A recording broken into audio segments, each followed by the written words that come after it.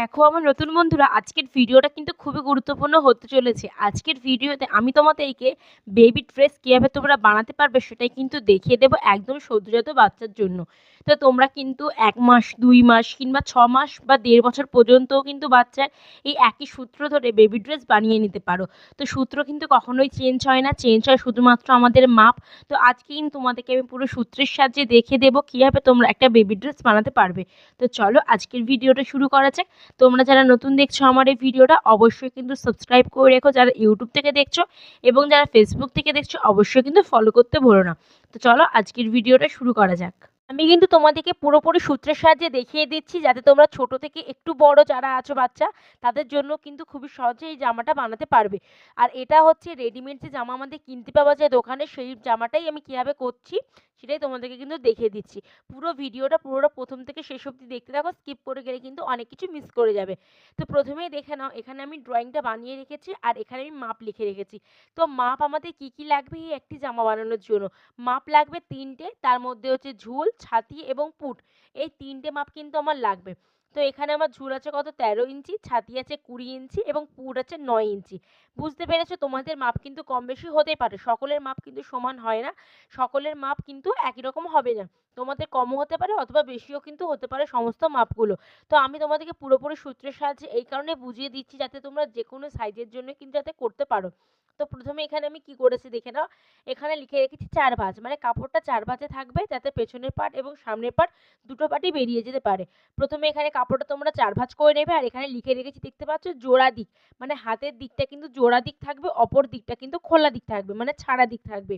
আর হাতের দিকটা কিন্তু জয়েন্টের দিক থাকবে। প্রথমে তোমরা কাপড়টা 4 ভাঁজ করবে, তারপরে এখানে জোড়া দিকটা তোমরা হাতের দিকে নিয়ে নেবে, অপর দিকে খোলা দিক রেখে দেবে। এরপর আমাদের নিতে হবে ঝুলের মাপ। তো এখানে কি বলেছি, ঝুলের এখানে সূত্রটা হচ্ছে কি, ঝুল যুক্ত 1 ইঞ্চি, মানে যা আমাদের ঝুল হবে তার সঙ্গে আরও 1 ইঞ্চি এক্সট্রা নিতে হবে। তো এখানে কাপড়টা 4 ভাঁজ করে রেখেছি, হাতের দিকটা জয়েন্ট আছে। এরপর এখানে ঝুল আর প্লাস 1 ইঞ্চি, মানে আমার এখানে ঝুল আছে কত, এখানে আমার ঝুল আছে 13 ইঞ্চি, তার সঙ্গে 1 ইঞ্চি এক্সট্রা দিলে হবে টোটাল 14 ইঞ্চি। তাহলে এইখান থেকে এতদূর পর্যন্ত অংশ হচ্ছে আমার, ধরে নাও 14 ইঞ্চি আছে। এরপর নিতে হবে এখানে পুটের মাপ। এইখান থেকে এতদূর অংশকে বলা হয় পুট। তো এটা আমরা সকলেই জানি। তো এটার সূত্র হচ্ছে কি, পুটের হাফ। মানে যা তোমাদের পুট থাকবে তাকে তোমরা হাফ করে নেবে। তো এখানে আমার পুট কত আছে? এখানে পুট আছে আমার 9 ইঞ্চি। তাহলে আমার এখানে পুটের হাফ মানে টোটাল হবে 4.5 ইঞ্চি। তো এইখান থেকে এতদূর অংশটাকে বলে পুট। তো এটার সূত্র হচ্ছে, যা থাকবে পুটের মাপ তাকে তোমরা হাফ করে নেবে।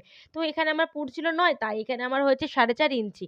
এরপর এইখান থেকে আমাদের নিতে হবে বগলের মাপ। তো এটারও একটা সূত্র রয়েছে, সেটার সূত্র হচ্ছে ছাতির 1/4, মানে যা থাকবে তোমাদের ছাতির মাপ তাকে তোমরা 4 দিয়ে ভাগ করে নেবে। তো এখানে আমার ছাতি আছে কত, 20 ইঞ্চি। 20কে যদি 4 দিয়ে ভাগ করি তাহলে কত হবে, 5 ইঞ্চি। কেননা 4 5 এ 20। তাহলে এইখান থেকে এতদূর অংশটা আছে আমার কত, 5 ইঞ্চি। তাহলে হয়ে গেল পুটের মাপ এবং বগল মোহরার মাপ।